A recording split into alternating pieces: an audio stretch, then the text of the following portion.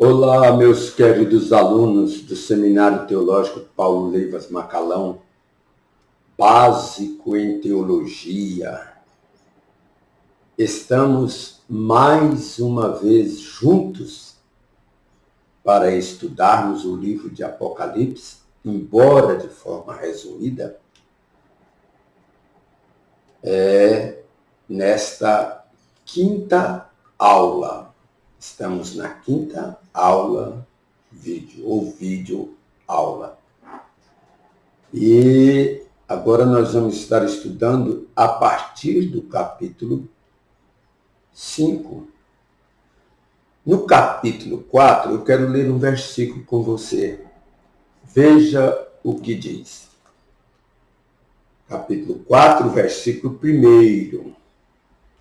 Depois destas coisas, olhei, e eis não somente uma porta aberta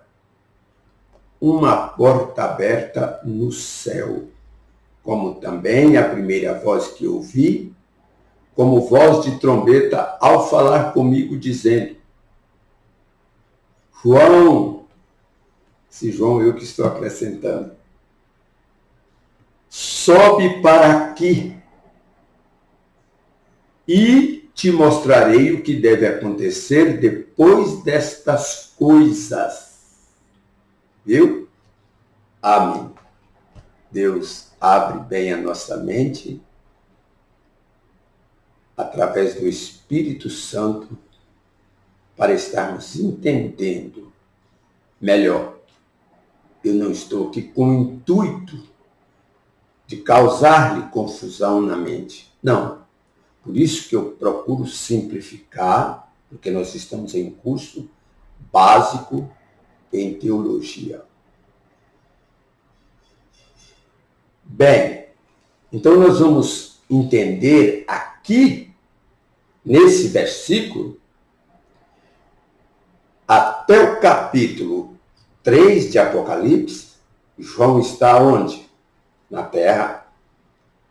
Agora uma voz do céu, como voz de trombeta, chama ele. Ele viu uma porta aberta e uma voz que chamou: João, sobe para aqui. Para onde? Para o céu. Qual céu? Primeiro, segundo, terceiro. Eu falei sobre os três céus, baseado em palavras gregas. Lembra? Se não me engano, na aula passada.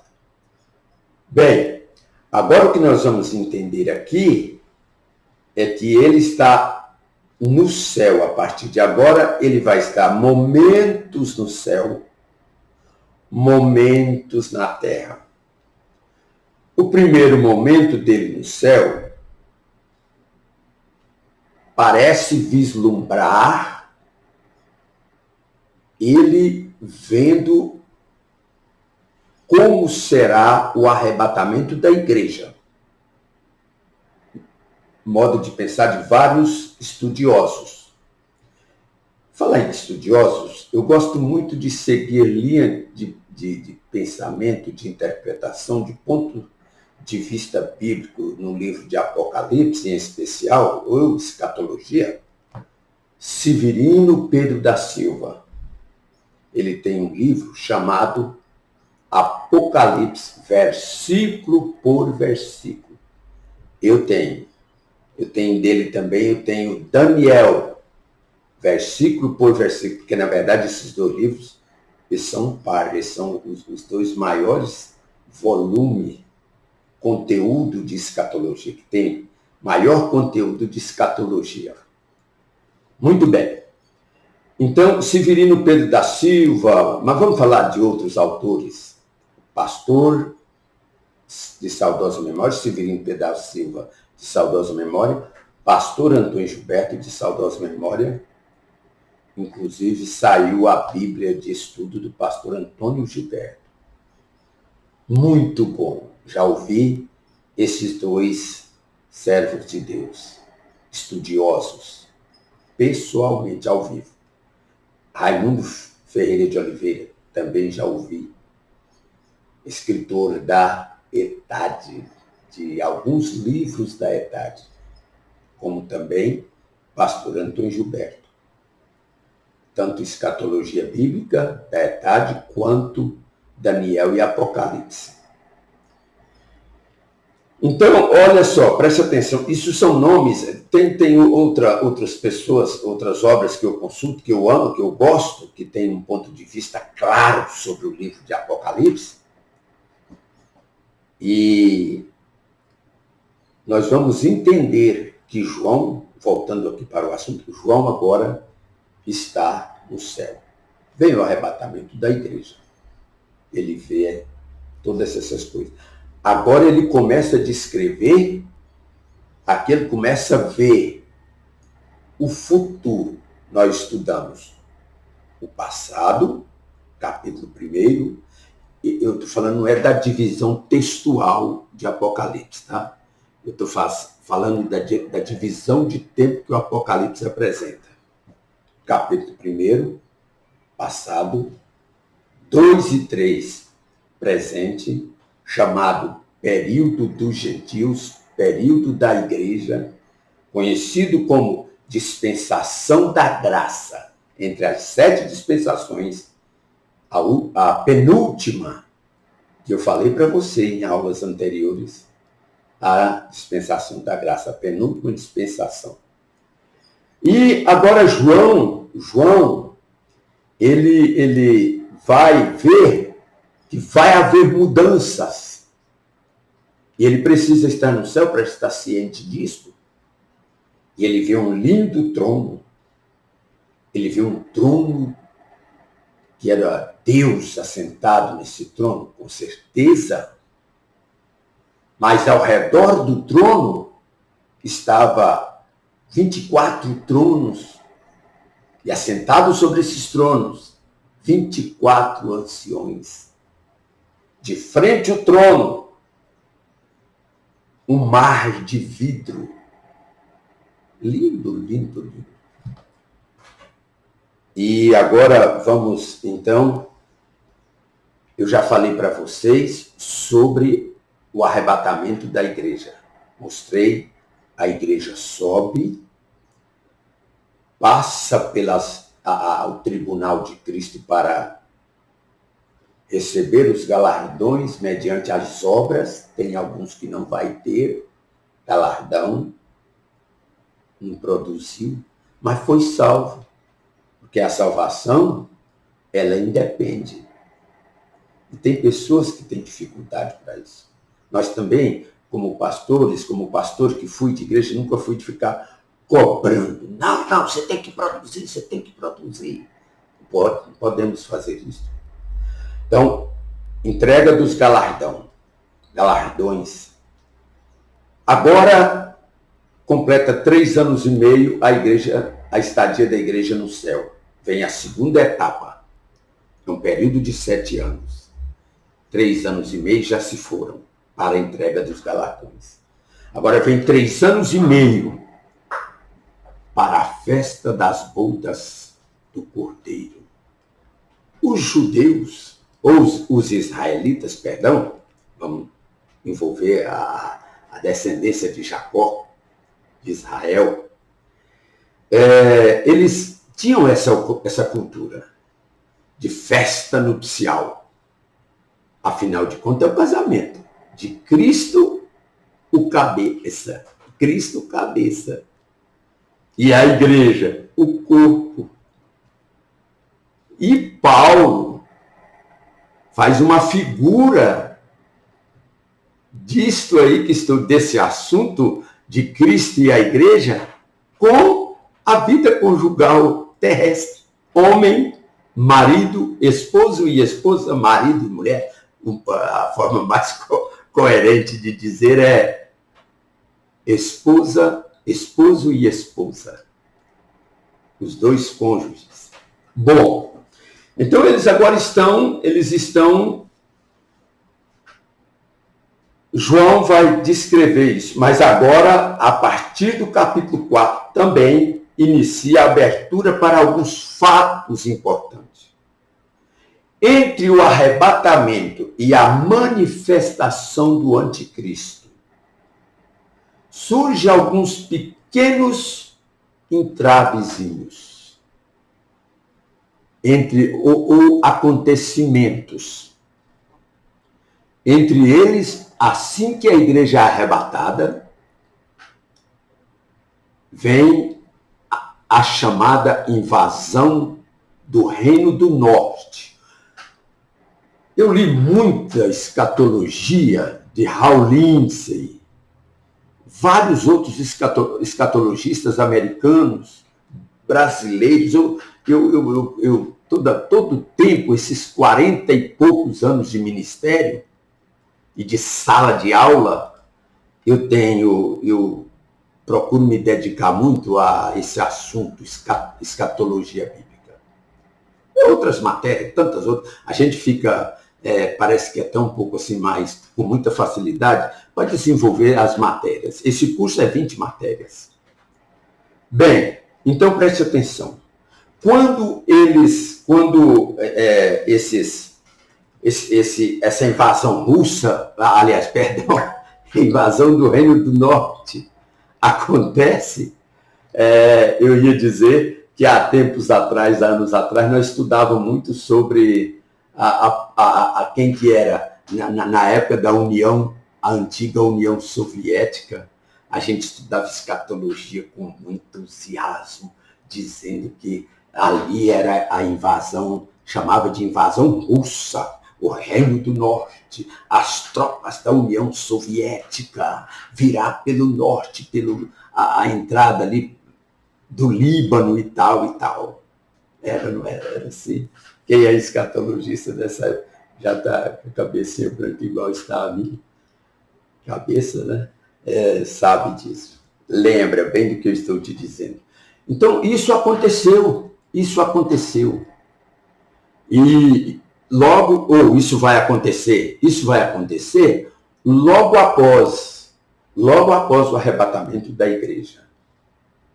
E vai ser muito, o ataque vai ser com milhares, com muitas nações, uma confederação composta de várias nações, todas inimigas de Israel. A maioria ainda acredita que quem encabeça essa guerra, que ela é chamada, existe duas, a guerra de Gog e Magog, ela tem duas fases. Tem essa que eu estou vos falando, após o arrebatamento da igreja, ou entre o arrebatamento da igreja e a manifestação do anticristo. E existe a segunda fase da guerra de Magog, Gog e Magog. Então, Gilberto esclarece isso de forma muito clara, muito nítida. Aí, depois do milênio, no final do milênio, quando Satanás for solto, ele vai ficar preso, vai ser preso no início do milênio, e no final do milênio, ele vai ser solto. Aí surge, acontece a segunda fase da guerra de Gog e Magog. Ao entender, para a gente não complicar, essa primeira fase, ela é muito relacionada aos capítulos 38 e 39 do profeta Ezequiel. O profeta Ezequiel está no grupo dos profetas maiores que escreveram mais conteúdo. Com isso, então, nós vamos entender que nós entendemos que isso vai causar um impacto muito grande, uma catástrofe muito grande. Eles vão descer, vão invadir, mas a catástrofe vem de um grande terremoto deliberado por Deus. Para quê? Para defender Israel e as nações que estão apoiando. Arrebatamento já aconteceu. Com certeza tem aí milhares de pessoas que não participaram do arrebatamento e eram até crentes, cristãos evangélicos. Ficaram por descuidos. O arrebatamento é algo, não é algo assim de avisar. Oh, tô indo. O toque da trombeta já é para a ressurreição dos mortos e imediatamente que eles ressuscitam, os mortos em Cristo, desde Cristo, e agora o que acontece? E também aqueles que ficaram, que não ressuscitaram na ressurreição de Jesus, quando ele ressuscitou, quando ele ressuscitou, ressuscitou com ele um grupo, um grande número de pessoas que estavam no seio de Abraão, mas um outro grupo não ressuscitou. Esse grupo que ressuscitou não estão no paraíso. O grupo que não ressuscitou, Jesus transportou eles para o paraíso no terceiro céu. Agora preste atenção. Isto vai acontecer em prol da proteção de Israel. Essa detonação, esse grande terremoto de alta escala nunca visto. E vai causar um caos. Aí quem é que surge? Surge o anticristo. Com a palavra-chave de socorrista mundial.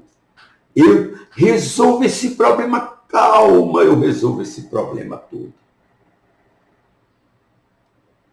A igreja já foi arrebatada. Deus não permitiu Noé com sua família, símbolo de prudência, de fidelidade, de temor a Deus, emergir nas águas do dilúvio. Preparou uma arca. Deus não permitiu, então digamos que o dilúvio foi semelhante à grande tribulação, simboliza a grande tribulação, é um símbolo, uma figura, tá? Entenda. Deus não permitiu Ló ficar na cidade de Sodoma e Gomorra no momento em que ela foi destruída. Por que a igreja vai passar pela grande tribulação? Não tem como. Paulo diz em 2 Tessalonicenses, capítulo 2, ele, a partir do versículo 1, ele deixa bem claro que o anticristo não se manifestará porque há um que o detém. Quem que é? Porque há um que o detém, é a igreja, o Espírito Santo que vive com a igreja. Quando esse for tirado, então ele se manifestará. É por isso que eu sou pré-tribulacionista. Tudo bem, você é tribulacionista, é pós-tribulacionista, ok. Mas eu tenho essa referência e outras tantas que vai nos defender. E assim são muitos outros, existem outras figuras que representam. Sofonias fala do livramento do povo de Israel, porque no Velho Testamento, Sofonias estava falando para Israel, de momentos de angústia, livraria Israel. Hoje não, hoje nós estamos falando da igreja. Certo? Então, sem dúvida, isso esclarece a sua mente, querido aluno, ouvinte. Para terminar, vejam só. E o anticristo se manifestará. Agora eu termino essa aula e na sexta aula, aí nós já vamos discorrer rapidamente sobre alguns eventos da grande tribulação, ok? Um abraço, até daqui a pouquinho.